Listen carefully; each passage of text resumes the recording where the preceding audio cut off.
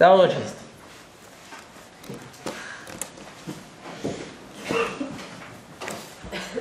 Alors, on est dans les halachot concernant les birkot aneinim, les brachot de profit.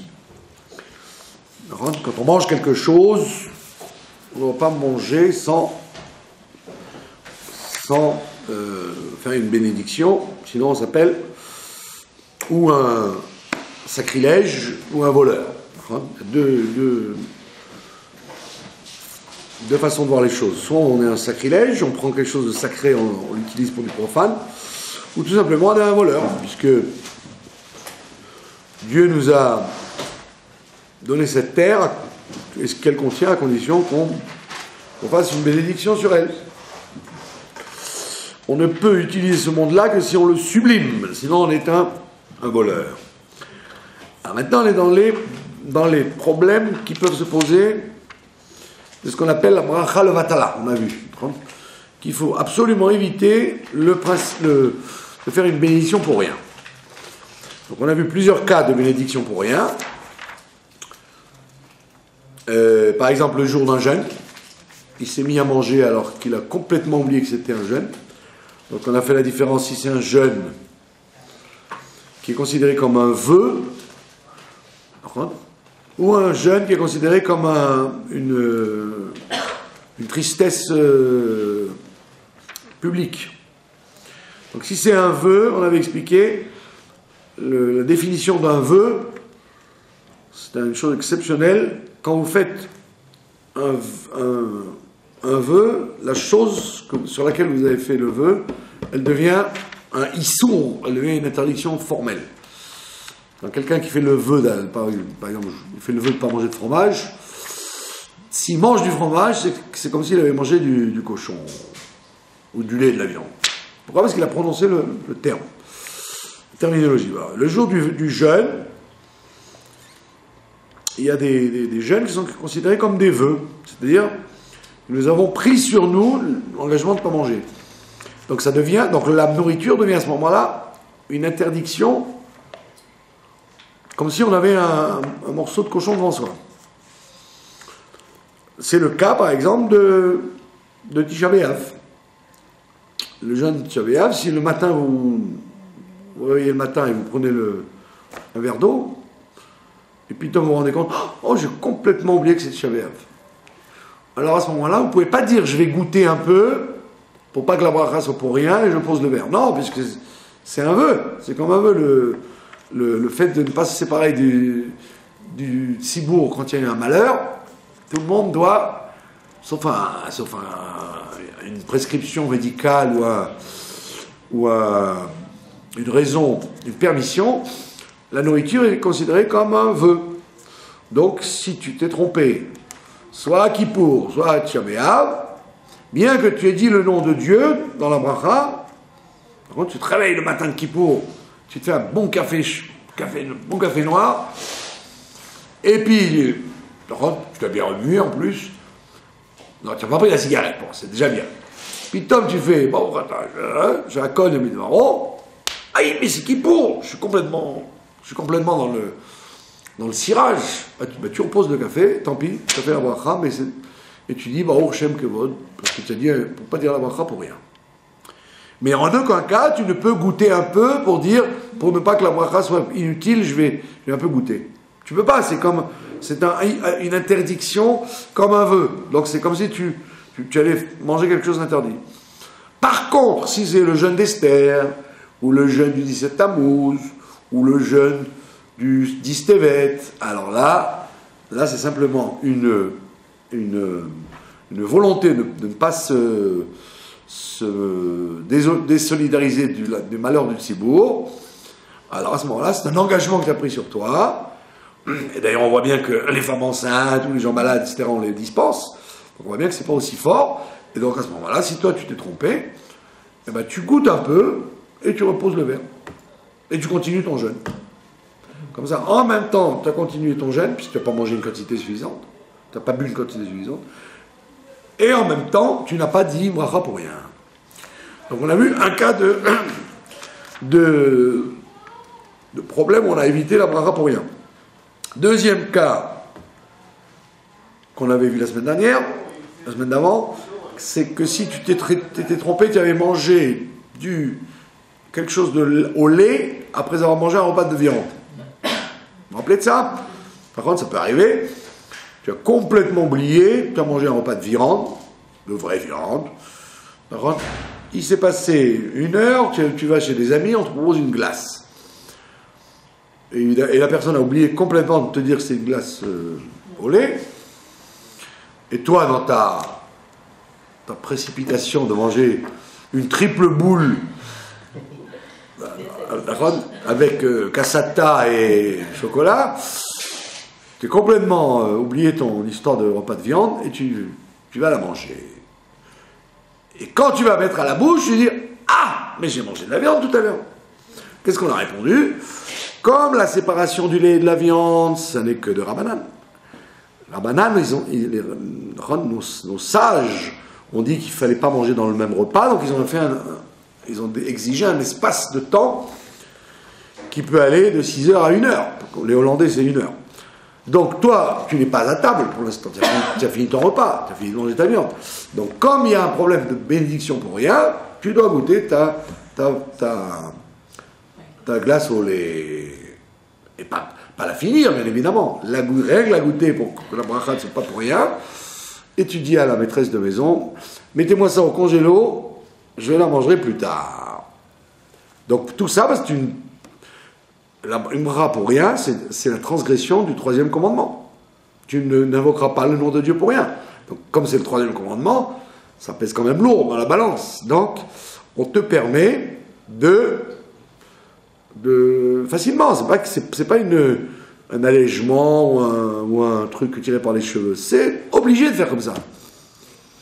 Comme tu n'es pas à table, donc tu ne manges pas en même temps, donc tu ne transgresses pas l'interdiction de manger de l'huile et de la viande en même temps, il suffit que tu aies passé 10 minutes, un quart d'heure, ça ne change rien du tout, tu dois goûter et déposer le reste. Vous avez compris? 3e cas de figure, le cas d'une nourriture interdite, réellement interdite. En France, à un moment, il y avait un rave qui s'était lancé dans la cacheroute, et il avait fait des pizzas dans une usine non-juive, quoi. Des pizzas au fromage. Et donc il a vérifié la composition du fromage, il était très content de son truc. Mais il s'est avéré que certaines personnes ont dit un drôle de goût cette pizza. On dirait qu'il y a du jambon dedans. On dirait que c'est pas que du fromage, on dirait qu'il y a de la viande avec. Enfin, il n'y a encore pas de la viande, du jambon. Ah, la plupart des gens disent mais vous êtes fous, mais vous êtes complètement, vous êtes fous. C'est le Rav X qui donne la surveillance, donc il n'y a aucun problème. Et, comme on dit chez nous, il barère qu'effectivement, il y avait du jambon dedans. Et donc, il y avait une grosse bourde dans le contrôle, dans la surveillance. Et donc, les gens, ils ont mangé carrément le fromage. C'est pas grave. Par contre, ça doit être sûrement du fromage permis. Mais le problème, c'est le jambon. Et mélanger. Non, mélanger, ça n'a aucune importance. Ce qui est important, c'est de ne pas mélanger de la viande cachère avec du lait. Mais du jambon avec du lait, il n'y a qu'une interdiction, c'est le jambon. Donc, quelqu'un, imaginons, cette personne écoute la radio ou quelqu'un, il est en train de se faire une pizza au micro-ondes, et puis la discussion s'entame sur les pizzotes qui ne sont pas cachères. Lui, il est en train de s'enfiler derrière la cravate, donc il fait... Pour éliminer maisonnote ou un motzi, je ne sais pas ce qu'il a voulu faire. Pitom, il entend, et vous avez entendu la pizza du Rav Truc, mais c'est interdit complètement, hein, il a reconnu lui-même qu'il y avait du jambon. Et lui, qu'est-ce qu'il fait maintenant? Va-t-il la mettre dans la bouche pour ne pas faire une bénédiction pour rien, ou pas? Alors, tout dépend quel est le style de Issour que c'est. Quel est le degré de gravité du Issour. Si c'est un issour de cochon, comme dans ce cas de pizza, donc évidemment, la Torah ne va pas lui permettre de... Au contraire, la Gemara dit que celui qui bénit Dieu sur quelque chose d'interdit, c'est comme s'il blasphémait. Ah, tu me loues sur un truc que je t'interdis de manger, tu te moques de moi, quoi, ça veut dire. Tu te moques de moi, je t'ai dit de pas manger de cochon, donc tu me fais une bracha sur le cochon. D'accord ? Donc celui qui voudrait faire le malin en disant, ben, moi je mange du cochon, mais je fais la bracha. Qu'est-ce que vous croyez ? Je suis un... Comme que Dieu préserve, il y avait des gens à l'époque qui venaient d'Algérie, par exemple, et au début ils cherchaient de la viande cachère, puis après ils n'en trouvaient pas, quoi. Alors qu'est-ce qu'ils faisaient ? Ils achetaient dans le boucher du coin, en bas, ils faisaient des boulettes, ils faisaient le couscous traditionnel avec les boulettes ou la viande, le bon paleron, mais c'était de la viande taref. Parce qu'il ne fallait pas déroger au principe du couscous, Shabbat, vous vous rendez compte ? J'en ai connu beaucoup des gens comme ça, qui disaient, il faut respecter Shabbat, Shabbat c'est le couscous, comme on n'a pas de viande, eh ben on va prendre la viande de chez Bernard, et ils faisaient Shabbat avec de la viande taref. Les plus rigoureux, la rincer dans l'eau, quoi, vous voyez.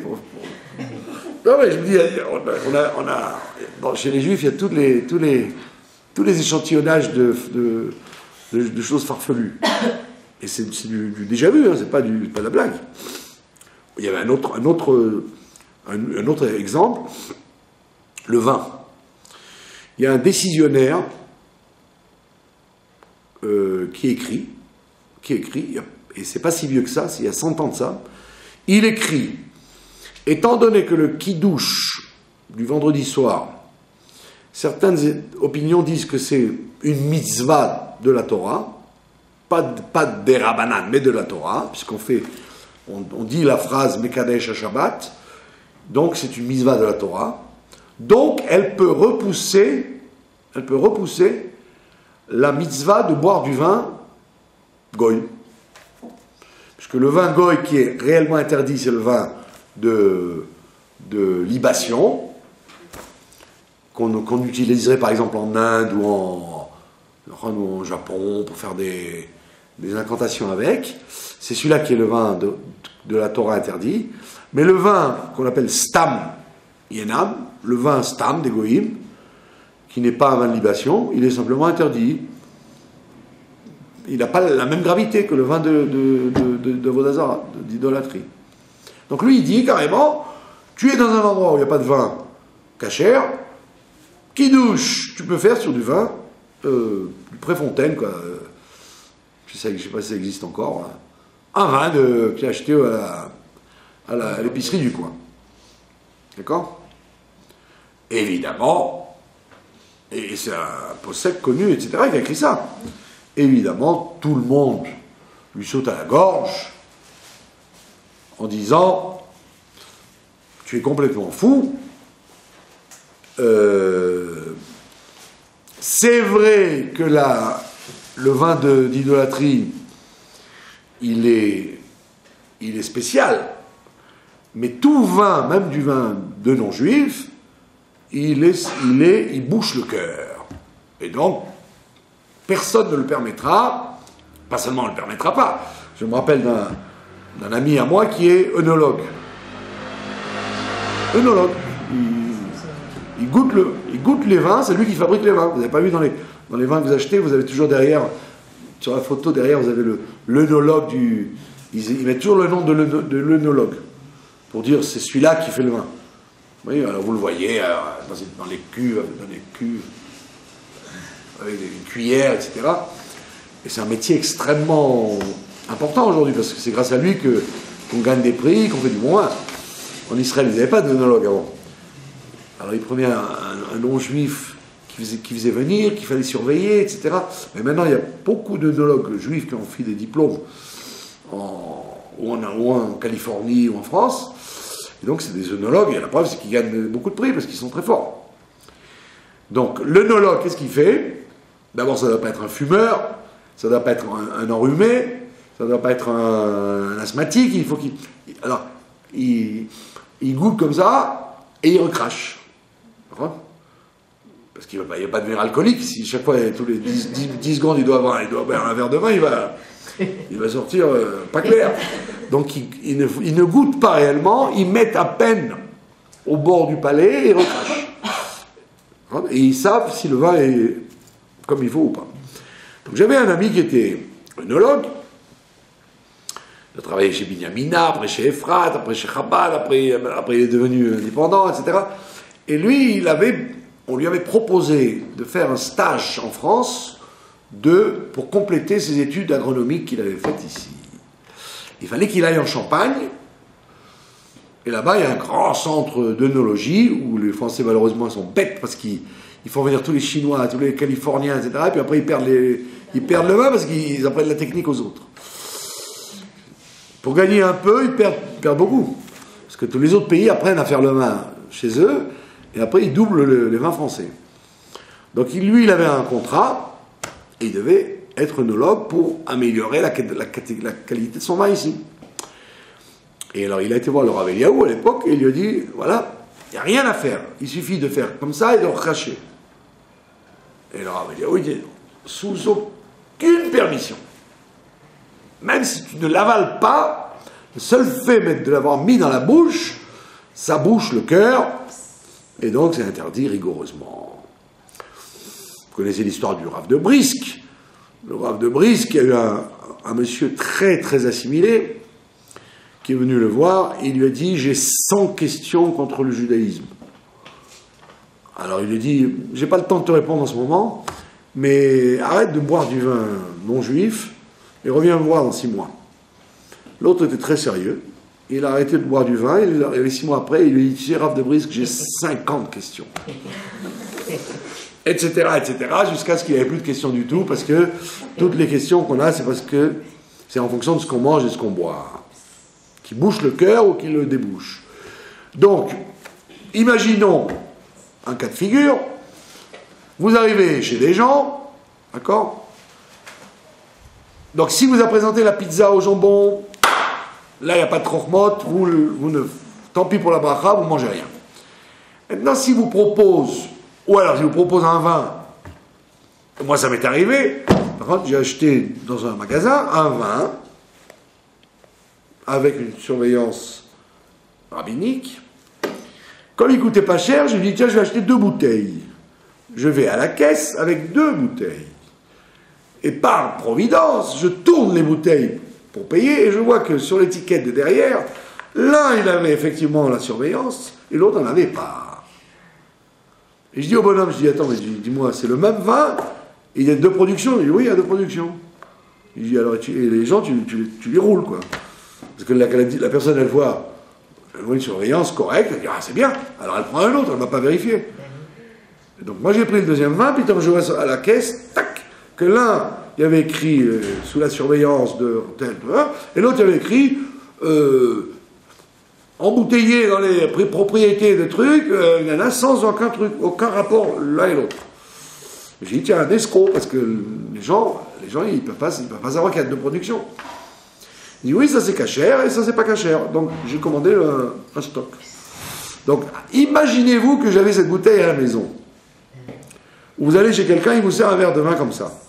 Vous allez faire Geffen, et puis putain, vous voyez que c'est une bouteille, rien du tout. Qu'est-ce que vous faites? Vous buvez ou pas? Ben non. Que ce soit, même si ce n'est pas un vin béni par les hindous, vous n'en buvez pas et donc vous reposez le verre même si vous avez fait la bracha. Ça c'est le cas classique où on ne peut pas, c'est incontournable, si c'est d'une interdiction réelle, vous ne pouvez pas la manger, vous êtes obligé de, tant pis, vous avez fait une bracha pour rien. Mais imaginons un cas de figure plus facile, le cas où c'est un hercher que vous ne prenez pas. Vous connaissez le juif qui était sur l'île déserte, d'accord, et qui la Croix-Rouge vient le chercher, et elle voit que pendant 20 ans, il a construit 3 synagogues, en bois, magnifiques, comme des chalets suisses.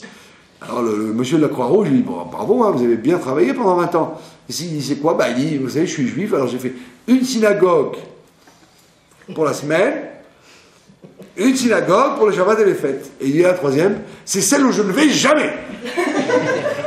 celle chez qui je n'irai jamais.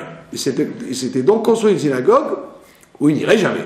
Parce qu'il faut bien se disputer avec quelqu'un. D'accord? Ah, il y a des gens comme ça. Il y a des gens comme ça qui vous spécifient qu'ils ne vont jamais à cet endroit parce qu'ils sont fâchés. Il faut être fâché, quoi. Même s'il n'y a pas de raison, il faut en trouver. Donc les Herchérim, c'est la même chose. D'accord? Vous avez donc des Herchérim que vous ne mangerez jamais. Bien sûr, d'accord? Même si c'est la même surveillance, le même produit, etc. Mais c'est de la politiquement correcte. C'est comme ça. C'est comme le judaïsme, comme dit le Chafetz Chaim. C'est grâce à la cacheroute qu'on a continué à détruire le Beth Amikdash. Comme ça, il dit. C'est grâce au problème de cacheroute qu'on a pu entretenir la chute du Beth Amikdash, puisque les gens, ils se bagarrent pour ça. Alors, quand des fois, c'est même pas... je vous ai raconté l'histoire quand j'étais en Belgique, je vous l'ai raconté 100 fois, elle est amusante. J'étais en Belgique, quand il n'y avait pas de produits cachés en France, alors j'avais été en Belgique pour chercher les produits à Anvers. Et j'avais été reçu à dormir là-bas chez un chochet, un Lubavitch qui était chochet à Anvers. Alors j'ai dormi chez lui, on en a parlé. Il m'a dit, tu sais, ici, il y a 2 Herchérim. Et donc c'est très embêtant. Il y a Marziké Hadas, c'est-à-dire les Chassidim, et il y a Shomrei Hadas, c'est-à-dire les Litaïm. Il y a 2 groupes de cacheroute. Alors c'est très embêtant parce que quand ils font des mariages, ceux qui mangent de ça, ils ne mangent pas de ça, ceux qui mangent de ça, ils ne mangent pas de ça. Alors je lui dis, et toi, comment tu fais? Il m'a dit, moi je mange de tout, c'est moi le chochet des 2. C'est moi qui travaille pour les 2, vous voyez. Moi je mange tout le monde, puisque c'est moi qui tue les bêtes pour tout le monde. Mais ça ne les empêchera pas les autres, mais qu'ils le sachent, de ne pas manger Shomrei Hadas ou Marziké Hadas. Donc vous êtes dans ce même trip, donc je vous invite et je vous sers un yaourt, vous allez manger le yaourt, pitom. Vous vous rappelez que vous ne mangez que Hercher X. Et le yaourt est Hercher Y. Qu'est-ce que vous faites? Alors pour une fois, vous allez être sérieuse, vous allez comprendre que ça c'est de la plaisanterie, et donc vous allez quand même goûter le yaourt, même si vous n'allez pas le finir, de peur d'aller en enfer, vous allez quand même le goûter parce qu'on ne fait pas de bracha levatala pour une histoire de détail. À part le coup du vin dont je vous ai parlé, qui a un problème de cache-route, il n'y a rien à faire. No way, on ne peut rien faire. Mais si c'est un problème de hidour, là il y a plus de hidour ici, de hidour moins, hein, ça, on ne peut pas s'amuser à interdire à faire une bracha inutile pour un détail. Quand c'est dairy et on prend que du lait surveillé. Ça doit être écrit s'il est surveillé ou pas. Oui, et si on n'a pas vu, on a vu juste OU et on n'a pas fait attention, on se dit ah celui-ci c'est toujours lui, on prend que les surveillés. Le même problème, ouais. Le même problème. Non, vous goûtez. Vous êtes obligé de goûter, vous ne pouvez pas faire une bracha inutile.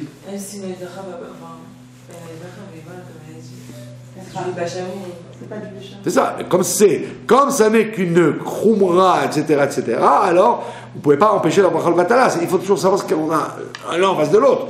Quand vous avez l'un en face de l'autre, si vous êtes libre, alors évidemment, vous pouvez faire tous les meilleurs mitzvot que vous voulez, mais que là vous êtes coincé, parce que vous allez dire une bracha pour rien. Alors vous goûtez et vous reposez. Pareil, en année de Shemitah, il y a des gens qui mangent tel cache-route dans la Shemitah, etc. Chaque fois que vous avez ce problème-là, sachez que, et je vais vous dire pourquoi, c'est facile, parce que tous les vaadés à cache-route, ils se connaissent, ils se fréquentent et ils travaillent ensemble. Sinon, comme je dis aux gens, si vraiment il y a un vrai problème, tout le monde se écrirait des panneaux en disant on ne peut pas manger ça. Si personne ne le fait, c'est que tout le monde sait que c'est pas vrai. Voilà. Donc c'est simplement on préfère ça que ça. Ou j'ai vu un problème là, j'ai pas vu là, bon, c'est grosso modo, ça ne justifierait pas de faire une bracha pour rien. Tu as compris? Bon, après maintenant que vous ayez une politique dans votre cuisine, ça c'est votre problème. J'ai rencontré une dame un jour à Mea Sharim qui a crié son fils et qui lui a fait rendre des bislis parce que c'était du Rav Landon. Parce qu'elle mangeait que Eda Haridit, vous voyez. Mais elle a crié en yiddish comme s'il avait amené un cochon dans le panier. Elle lui a fait rendre le paquet. C'est-à-dire, bon, parce que dans chaque truc, on leur bourre la tête que c'est ça et pas autrement. Non, ok, c'est une bonne guerre. Mais si ça t'arrive, si tu as mis un bisli dans la bouche, bah, ne dis pas, tu ne fais pas une machaloatala, avale-le. Vous avez compris? Pareil dans tous les cas de figure. Vous avez de la viande pas glatte, par exemple, vous mangez que de la viande hyper à la méadrine, et on vous a servi une viande qui n'est pas à la méadrine, ou un morceau de saucisson là, bah, vous devez quand même le goûter, parce que vous ne pouvez pas vous amuser à faire un bracha pour rien. Tous ces cas de figure classiques. Donc il n'y a que dans le cas où c'est un problème de cache-route réel que vous ne pouvez pas, évidemment, insulter Dieu en mangeant quelque chose qui est interdit. Voilà. On a été très long là-dessus. Et maintenant, nous allons passer à la deuxième partie de au deuxième volet de notre cours, la paracha de Bechukotai. Dans la paracha de Bechukotai, il y a une espèce d'amalgame bizarre. Pendant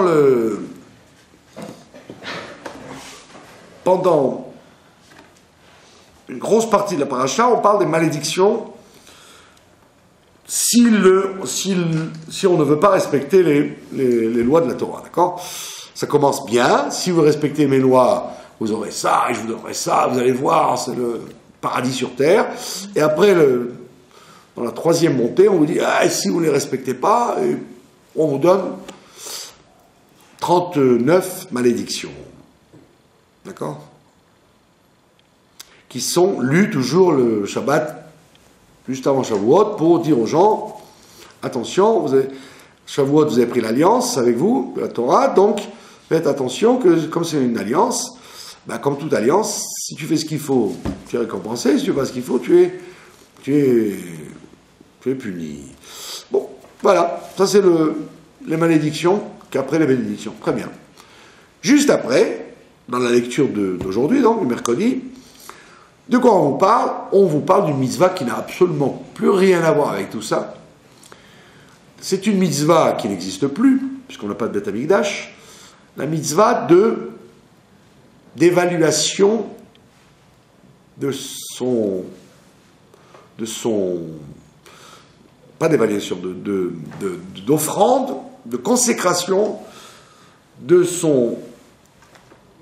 sa valeur en or au Beth Amikdash. Quelqu'un qui fait un vœu, homme ou femme, en fonction de son âge, il veut offrir sa valeur au Beth Amikdash. Et donc, la Torah nous donne les barèmes. Elle nous donne le barème. Elle nous dit de 20 à 60 ans,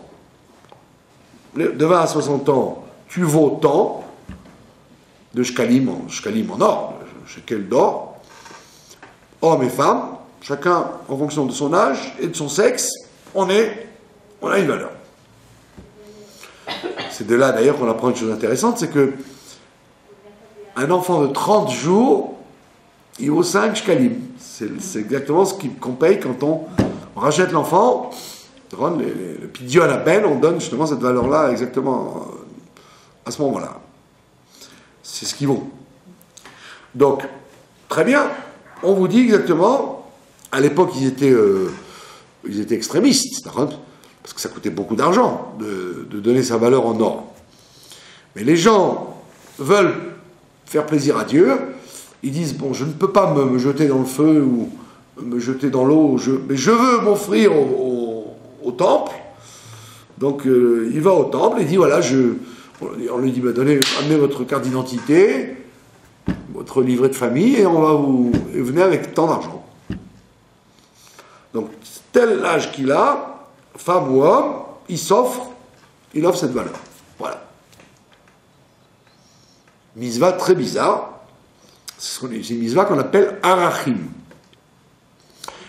Rashi vous précise d'ailleurs. Arachim, Rashi vous dit, c'est un mot bizarre dans cet endroit-là, puisque erech en hébreu veut dire évaluation. BRR, ça veut dire à peu près. Et arachim, ça veut dire évaluer. ou arachim, c'est-à-dire les valeurs. Oui, vous avez une institution qui s'occupe d'éduquer les gens. Par contre, au judaïsme, il s'appelle arachim. Ça veut dire les valeurs, donner aux gens des valeurs.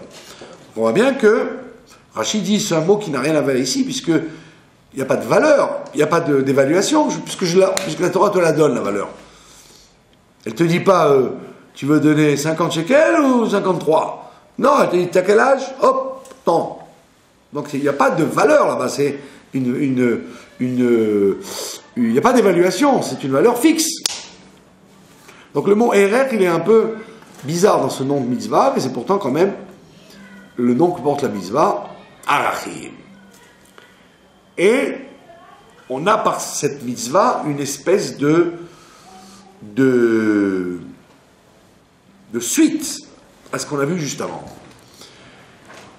La Torah vient nous apprendre une chose.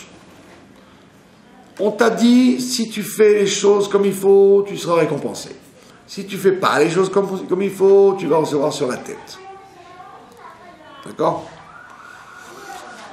Vous voulez une blague d'ailleurs? Il y a une blague très amusante. Une blague très amusante.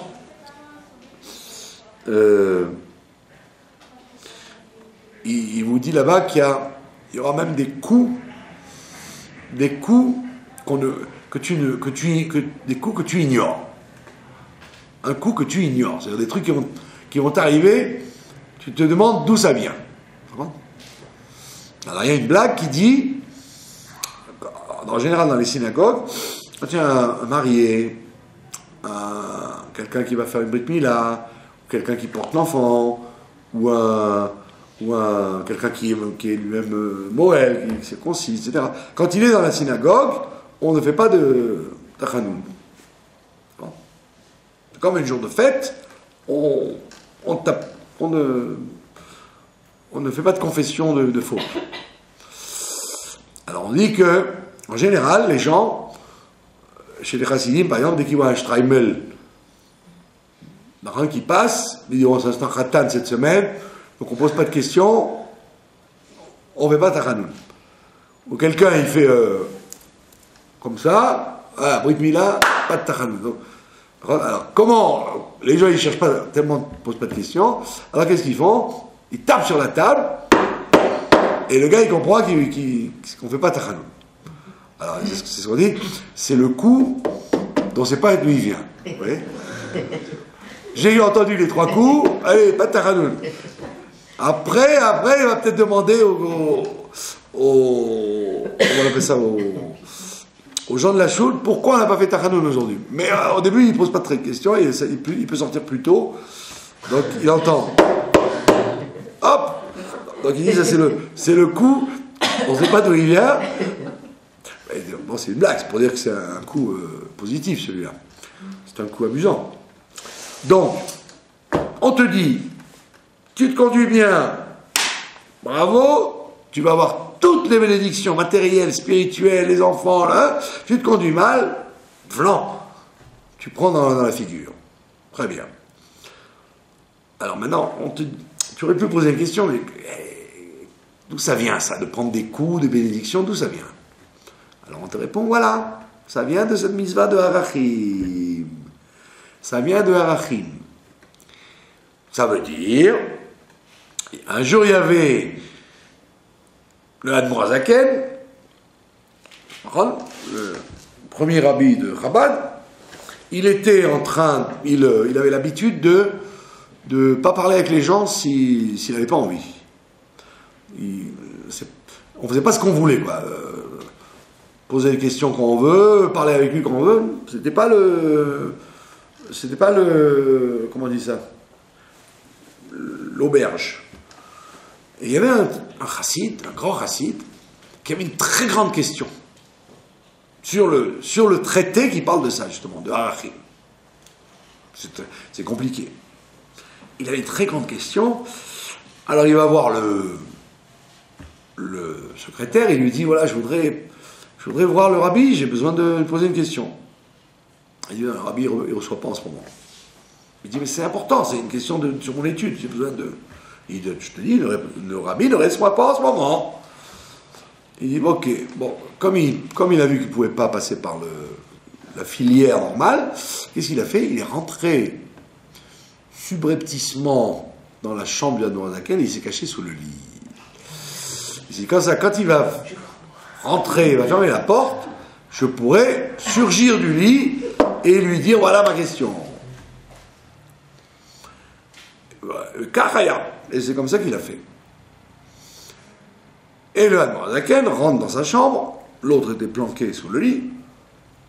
Et le Admorazaken, il lui dit, en chantant, il lui dit, quand on a une question sur le traité des évaluations, on doit savoir déjà qui on est et s'évaluer soi-même. Alors tu prends tes clics et tes claques et tu t'en vas. Et il est parti. Ben là, il a eu, comme on dit vulgairement, dans les banlieues de Paris, il a eu les boules. Comme on dit. Parce qu'il a dit, oh là là, non seulement il m'a attrapé, en plus il m'a mis dans la figure. Ça veut dire quoi? Ça veut dire que tu veux t'évaluer au Beth Amikdash. Au Beth Amikdash, c'est facile. Quel âge vous avez, monsieur? Quel âge vous avez, madame? Ben voilà, c'est temps. Donc là-bas, il n'y a pas de... On joue pas, quoi, c'est facile. Mais dans la vie de la galoute, en galoute, tu sais ce que tu vaux? En général, ou tu t'évalues trop haut, tu t'es pas regardé dans une glace, ou tu t'évalues trop bas. Et donc, la Torah vient nous enseigner ici que toutes les malédictions, les bénédictions qu'on a dans ce monde, c'est parce ça a commencé par une mauvaise ou une bonne évaluation. D'accord? Un des gros défauts de l'homme, c'est de vouloir les honneurs. D'accord? Ou beaucoup d'argent. Ou vouloir beaucoup. D'accord? Les honneurs. Quelqu'un il va être vexé parce qu'on n'a pas fait tel honneur. Attends, mais qui t'a dit que tu avais droit à cet honneur? Qui t'a dit? Il y a une échelle de Richter des honneurs. Si tu ne l'as pas eu, c'est que tu ne le méritais pas. Et si tu l'as eu, c'est que tu le méritais. D'accord? Pareil dans tout, c'est-à-dire que la plupart des fautes qu'on fait ou des choses qu'on fait viennent d'une fausse évaluation, ou trop grande ou trop petite. C'est pour ça qu'on te dit, pour éviter le conflit des bénédictions et des malédictions, pour être sûr d'être jugé comme il faut être jugé, tu dois faire ce que la Torah te dit, arachim. Il faut évaluer exactement ton niveau. C'est-à-dire savoir exactement si ton degré dans la Torah, dans les bonnes midot, justifie ton poste, ou en trop, ou en plus, ou en bas, ou en... Sinon, qu'est-ce que tu vas faire? Tu vas te révolter. Tu vas te révolter.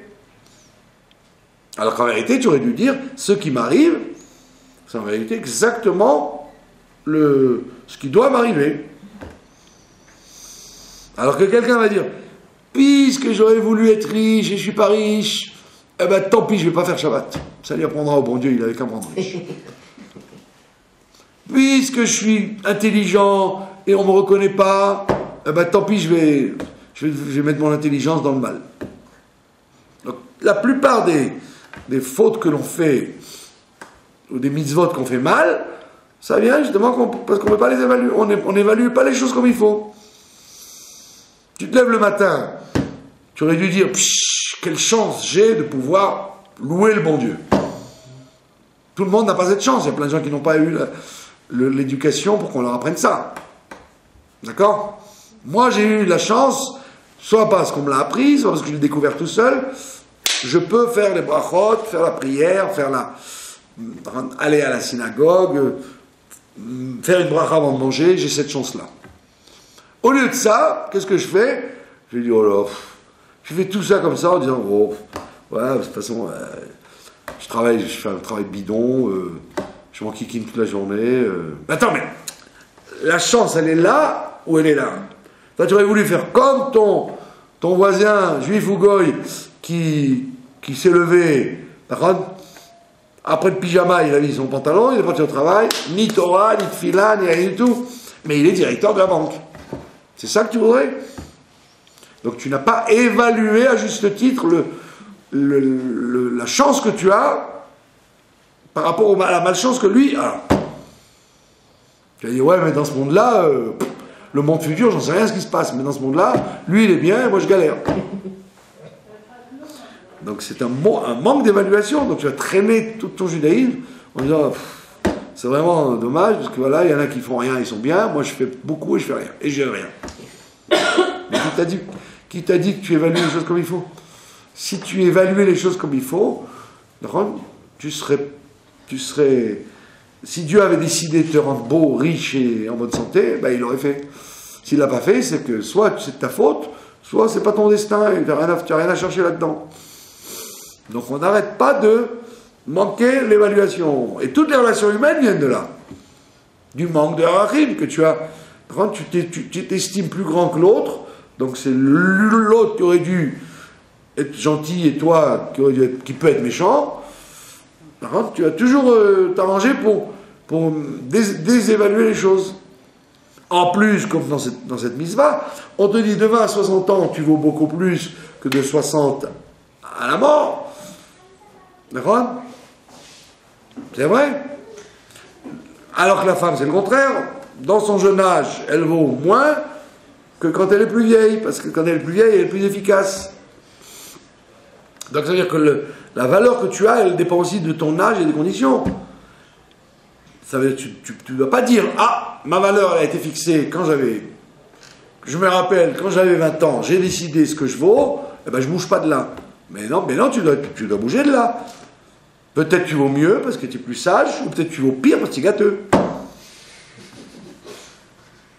Ben oui, pour avoir... Toute ta vie, elle est comme ça. Tu n'es pas la même personne aujourd'hui et hier. Donc tu vas pas exiger qu'on se lève dans le bus quand tu as 20 ans, mais tu peux l'exiger quand tu en as 80. Aujourd'hui, c'est le contraire. Vous voyez, quand ils ont 20 ans, ils sont plus fatigués. Il leur faut 2 bancs d'ailleurs. Oh, ils peuvent pas. Ils ont fait la guerre du Vietnam, ils ont travaillé dans la mine. D'accord? Ça veut dire que au départ de ta journée, tu dois, comme il a dit le Admon Zaken à son élève, évalue-toi d'abord avant de prétendre que je dois te recevoir pour parler avec toi. Comment on s'évolue? Pardon? Comment on s'évolue? On s'évalue, quoi. Comme il dit le Hayom Yom, tu fais comme un comptable. Tu mets à droite tes qualités, à gauche tes défauts. Il ne faut pas être prétentieux de ne mettre que des qualités, et surtout pas être pessimiste en ne voyant que ses défauts. S'évaluer, c'est sur chaque chose dire, dans la Torah, je suis très fort, dans la technologie, nul, dans la psychologie, moins que 0, mais dans la gentillesse, je suis mieux que les autres. Voilà, tac, tac, tac, tac, tac, je sais ce que je vaux dans tout. Par rapport aux êtres humains et par rapport à ce que la Torah demande. C'est pas exclusif. Donc, sur chaque chose, vous devez savoir où vous vous situez, quoi. Dans des discussions où vous devez faire le mort, quand vous ne connaissez rien, vous dites, ça, je peux rien dire parce que je ne connais rien. Et dans des choses que vous connaissez, vous devez dire. Vous avez compris? Ça veut dire qu'il ne faut absolument pas se surévaluer, sinon vous allez à la déception et à la catastrophe. Et il ne faut surtout pas, comme dit là-bas le début du Tanya, vous prendre pour un moins que rien, parce que si vous pensez que vous êtes un moins que rien, vous risquez de dire, bon, puisque je suis un moins que rien, ben, je vais faire n'importe quoi, ça ne vaut pas la peine de se... Vous comprenez? Donc dans l'éducation, c'est très important, ça. Quand vous dites à quelqu'un, tu vaux rien, ou non, il faut dire, tu as ce défaut-là, et tu as 50 000 qualités. Ah, mais tu as ce défaut-là. D'accord? Donc aussi bien dans la relation humaine que dans sa propre relation, tu te regardes dans la glace et tu dis, à ce niveau-là, je casse rien, à ce niveau-là, je suis bien, à ce niveau-là, je suis très bien, à ce niveau-là, je suis exceptionnel. Oui, mais pas Pas plus, pas moins. D'accord? Et c'est pas du tout de bonne guerre de vouloir de dire non, je ne suis rien, dans rien, je ne suis rien. C'est faux. C'est de l'orgueil déplacé de. On travaille ses leaders. Pardon? On travaille ses leaders. Voilà, c'est ça, on travaille. Ouais, tu dois savoir que ça. Voilà, je suis là pour vous donner le cours. J'aurais pu dire, mais qui je suis? Mais je vais vous laisser vous parler. Pourquoi? Je sais que je sais plus que vous, donc je m'assois là. Dans un autre contexte, je m'asserais dans le placard. Vous comprenez? Ben oui. Vous savez votre place si vous êtes dans le placard ou sur la chaise. Donc ça veut dire que tu ne peux pas fonctionner si tu n'es pas exactement au courant de ce que tu vaux. Et c'est pour ça que les gens sont malheureux, parce qu'ils veulent vivre à un niveau social plus haut qu'ils en ont. Vous voyez, comme les gens qui viennent en Israël, ils ont du mal à comprendre qu'ici, il faut baisser le niveau de vie. Vous voyez? Quand un Français, il vient au King David, il vous dit « Ah, c'est dur, hein, c'est très dur, la France en ce moment. » Puis avec Hollande qui est monté, ah ouais, on a perdu tout, on n'a plus qu'1 million d'euros de côté au lieu de 1,1 million. D'accord? Ah ouais, non, c'est dur, on n'est pas compte en Israël, hein, mais nous en Europe, on est vraiment en galère. Hein. D'accord? Alors, quand vous habitez là et que vous les écoutez parler, vous dites, mais ils sont complètement à l'ouest, ces gens-là. Donc, quand vous arrivez ici, vous devez dire, tu es un Portugais à l'époque. Tu dis que tu connais la langue, tu connais les tricks, les trucs, tu vas te faire avoir sur tous les trucs. Et sois encore content, Ron, de n'être rien, parce que tu aurais pu être moins que rien. Donc ça veut dire quoi? Ça veut dire qu'il faut vivre avec le repère que tu t'es donné. D'accord? Il y a combien de gens qui sont malheureux parce que justement ils ne supportent pas la misère, ils ne supportent pas d'être minable, d'être nul, ils ne supportent pas. Alors que c'est pas vrai. Vous avez déjà vu une souris? Vous avez déjà vu une souris qui est jalouse d'un éléphant? Non, parce qu'elle sait qu'elle a ses avantages. Une souris, elle peut mieux facilement se sauver qu'un éléphant. Par contre, si elle veut passer inaperçue, elle arrive beaucoup mieux. Ah, d'un autre côté, on peut l'attraper autrement. Donc, chez les animaux, vous n'avez pas ce complexe d'être un autre. Donc, sauf dans les fables qu'on raconte, que le lion voulait être un... Par contre, c'est dans l'imagination, mais dans la réalité, vous ne verrez jamais un chien qui dit « Ah, dommage que je ne sois pas le chat ». Il est un chien, il est content d'être un chien. Et sa vie de chien, il en est content. Alors que l'être humain, ben, le juif voudrait être goy, le goy voudrait être juif, le Khoutzlaretz veut habiter ici, celui qui habite là veut habiter en Khoutzlaretz. Pourquoi? C'est un manque de valeur des choses. Évalue-toi et après tu décides ce que tu mérites. Pourquoi les gens ne se marient pas? On l'a vu lundi, pourquoi les gens ne se marient pas? Parce qu'ils veulent un top, mais tu n'es pas ce top. Tu auras une femme comme tu es toi. Tu as des défauts, ben elle en aura aussi. L'autre il m'a dit l'autre fois, ah, ces gens riches, c'est dégoûtant, ils sont mariés avec des milliardaires. Ben, juste normal, c'est normal. Ils sont riches, ils sont mariés avec des riches. Pourquoi tu veux qu'il est riche, il va se marier avec la Cendrillon, avec la pauvre? C'est normal, il pensait qu'il est riche, ben, il a voulu être riche, c'est tout. Srouton, il a le droit puisqu'il est riche. Donc toute la vie, elle est basée, donc les problèmes qu'on va avoir par la suite viennent de là. De vouloir imiter les autres, et donc toutes vous voyez bien qu'une des malédictions de la paracha, c'est qui dit ils vont commencer à avoir un dégoût des mitzvot, après ils dégoûtent les autres, et après ils s'en prennent aux autres parce qu'ils font. Bien compris? Donc c'est un processus d'engrenage.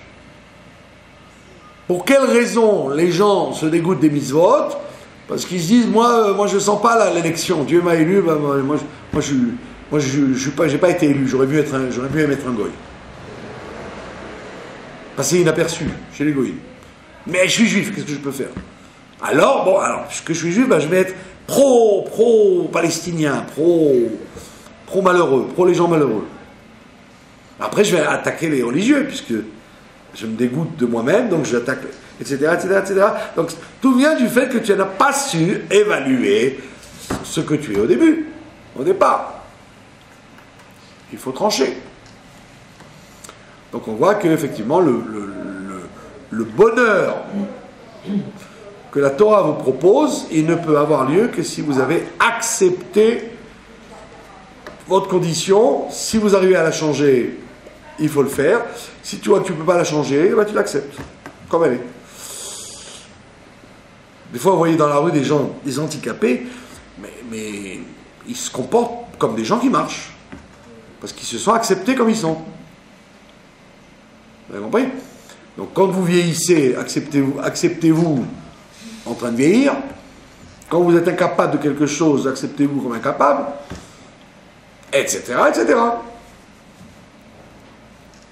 Comme dans l'éducation des enfants, vous ne pouvez pas dire aux enfants on n'a pas eu la chance d'avoir, on n'a pas.